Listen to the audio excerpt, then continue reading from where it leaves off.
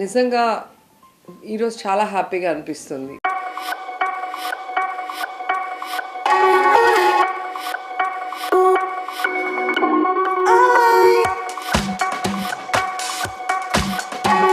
ఎందుకంటే ఒక నిజమైన నీడీకి హెల్ప్ చేయటం అనేది ఎప్పుడూ కూడా మనసు తృప్తినిస్తుంది.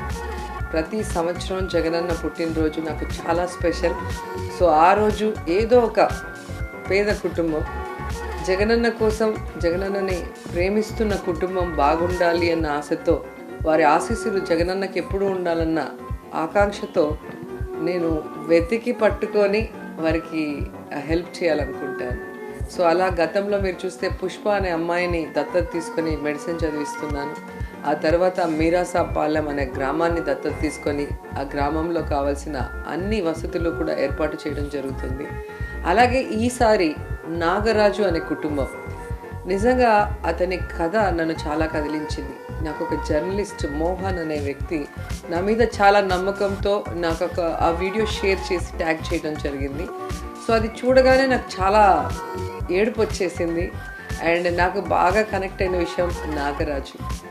నా ఫాదర్ పేరు నాగరాజు రెడ్డి. నాకు మా నాన్న అంటే చాలా చాలా చాలా ఇష్టం. సో మా నాన్న కోసమే నేను సినిమాల్లోకి రావడం జరిగింది, నాకు ఇష్టం ఉన్నా లేకపోయినా.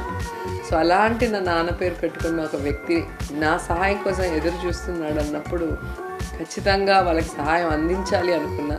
కానీ దేవుడు చూసారా, నాకు ఈరోజే ఇక్కడ సీఎం గారితో మీటింగ్ ఉండే అవకాశం రావటం, దానికి నేను వచ్చి నా పిఏ వెళ్ళవలసిన ప్లేస్లో నేనే నేరుగా వెళ్ళి ఆ కుటుంబాన్ని నా కళ్ళారా చూసి వారి బాధలో వారి బాధ్యతని నేను తీసుకోవాలని చెప్పి డిసైడ్ చేసుకున్నా.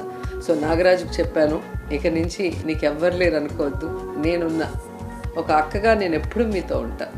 సో ఈరోజు నాగరాజు కోరుకున్న విధంగా అతను ఒక షాప్ పెట్టుకోవడానికి నేను ఫైనాన్షియల్ సపోర్ట్ ఇవ్వడం జరిగింది. అలాగే పిల్లలు నిజంగా ఆణిముత్యాలు పుట్టారు భగవంతుడి ఆశీస్సులతో.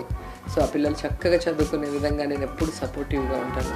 అలాగే ఆయన భార్య, అమితంగా ప్రేమించే ఆ భార్యకి ఒక కిడ్నీ రిమూవ్ చేయడం వల్ల ఈరోజు బెడ్ రిడన్గా ఉండటం అనేది అతన్ని కలిచివేస్తుంది. సో ఖచ్చితంగా ఏమాత్రం అవకాశం ఉన్నా తన ఆరోగ్యం మెరుగుపరిచి మళ్ళీ ఆ కుటుంబం మొత్తం హ్యాపీగా ఉండేలాగా నేను కృషి చేస్తాను.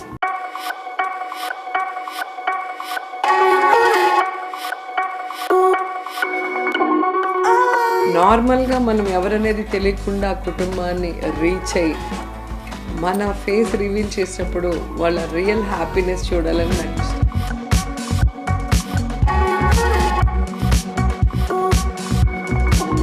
ఎందుకంటే అది ఎన్ని కోట్లు పెట్టి కొనలేము, ఎన్ని కోట్లు పెట్టినా కొనలేము ఆ సంతోషాన్ని. నిజంగా అది నాకు చాలా ఇష్టం, ఆ రియల్ హ్యాపీనెస్ చూడటం అనేది. అందుకే నేను మాస్క్ పెట్టుకొని వెళ్ళా. చుట్టుపక్కల వాళ్ళంతా కూడా ఏంటి క్రిస్మస్ తాత వస్తున్నారా అన్నట్టుగా అందరు చిన్నపిల్లలు కూడా స్కూల్కి వెళ్తూ చూస్తూ ఉన్నారు. నాకు నవ్వొచ్చేసింది. నేను మాస్క్ తీస్తే వీళ్ళ పరిస్థితి ఏంటి, వీళ్ళ రియాక్షన్ ఏంటి అని అనుకుంటూనే సరే ఇప్పుడు వద్దు, వచ్చేటప్పుడు చూద్దామని లోపలికి వెళ్ళిపోయాను. అసలు నాగరాజే నేను మాస్క్ రిమూవ్ చేయగానే పాప కళ్ళ నిండా నీళ్ళు పెట్టేసుకొని హ్యాపీనెస్తో నా కళ నెరవేరింది, మిమ్మల్ని కలవాలనుకున్నాను, దేవుడు ఇలా పంపించాడు అన్నప్పుడు నిజంగా మాటల్లో ఏం చెప్పాలో అర్థం కావట్లేదు నాకు.